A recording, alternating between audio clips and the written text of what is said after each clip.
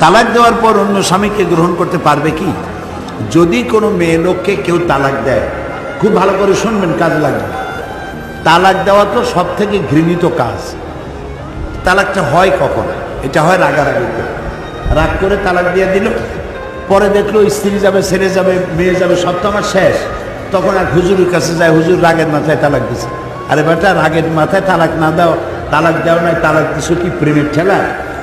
ভালোবাসার চলে কেউ তালাক দেয়? রাগ হয়েই তো তালাক দেয়। তো তালাক রাগ হয়ে দিক, হাসতে হাসতে দিক, আর কাঁদতে কাঁদতে দিক। যদি হুশ থাকে আর পাগল না হয়, যে কোনো অবস্থায় তালাক দিবে, তালাক ওয়াকে হয়ে যাবে, তালাক পড়ে যাবে।